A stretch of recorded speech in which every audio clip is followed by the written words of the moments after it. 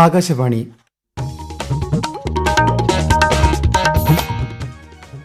നമസ്കാരം. പ്രാദേശിക വാർത്തകൾ വായിക്കുന്നത് അനിൽകുമാർ.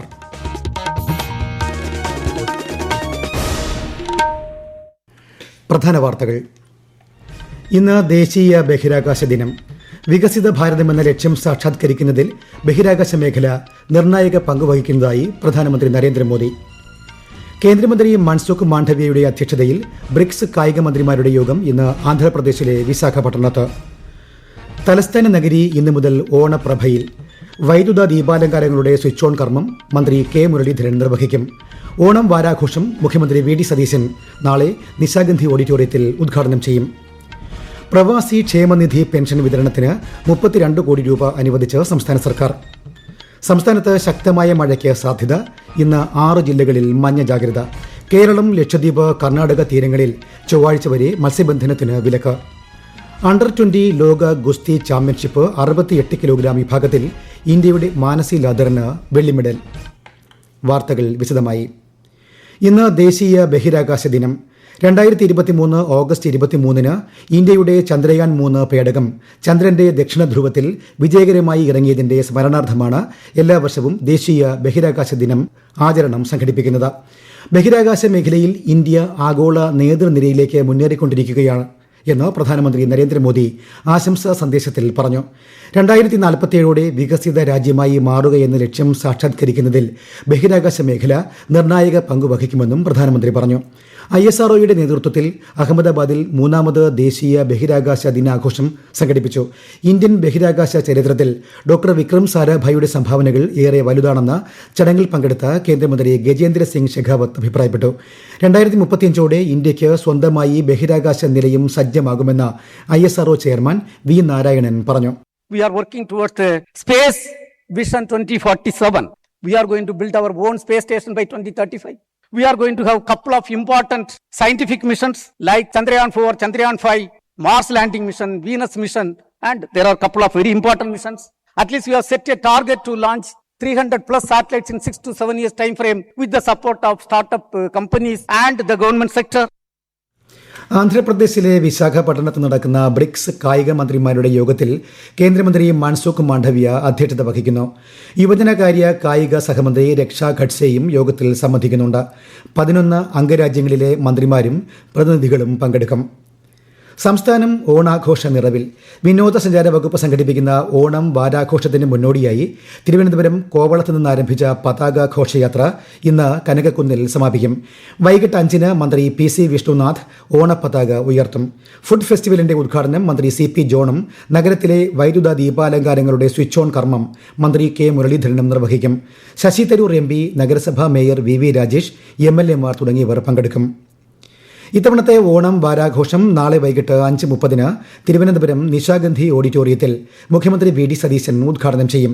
ചലച്ചിത്ര താരം കുഞ്ചാക്കോ ബോബൻ വിശിഷ്ടാതിഥിയാകുന്ന ചടങ്ങിൽ മന്ത്രിമാരായ PC Vishnunath, K Muraleedharan, CP John, പ്രതിപക്ഷ നേതാവ് പിണറായി വിജയൻ, നഗരസഭാ mayor VV Rajesh, Shashi Tharoor MP തുടങ്ങിയവർ പങ്കെടുക്കും.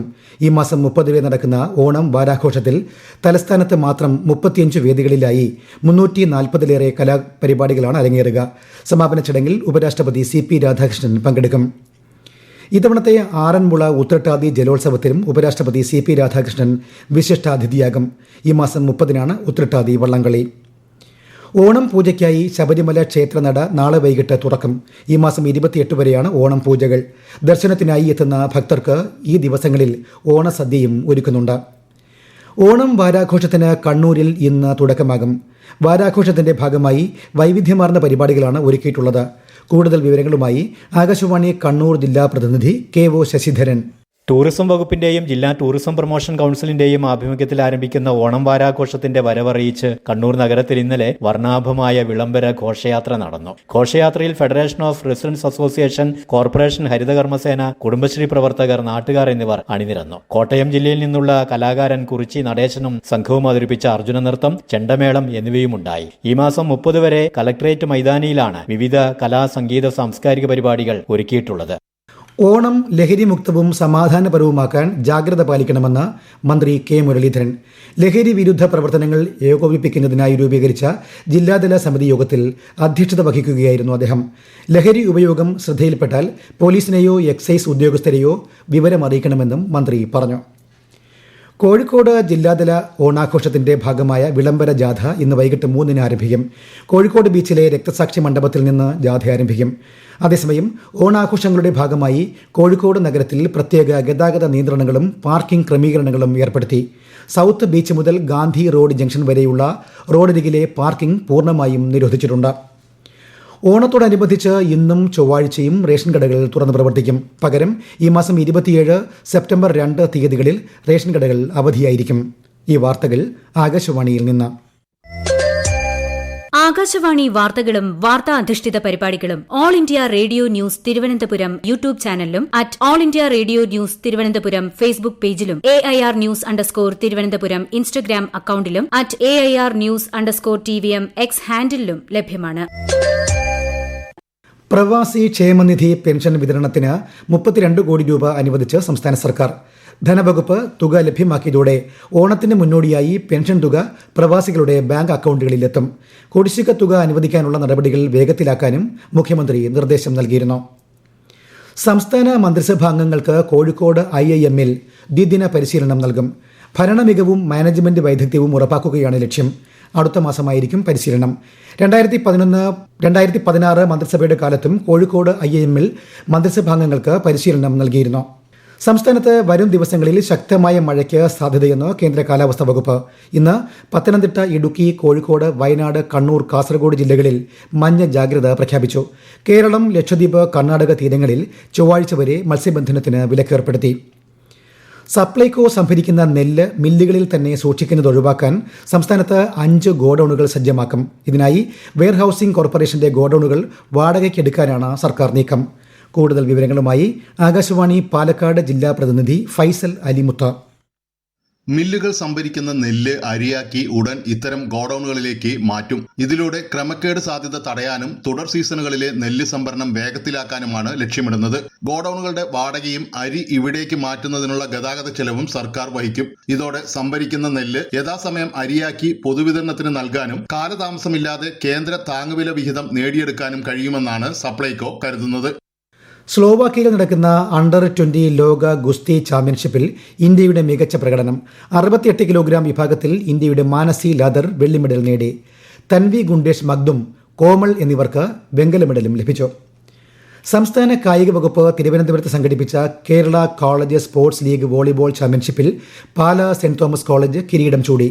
മാവേലിക്കര ബിഷപ്പ് മൂർ കോളേജിനെ 1-നെതിരെ 3 സെറ്റുകൾക്ക് തോൽപ്പിച്ചാണ് പാലാ ചാമ്പ്യന്മാരായത്.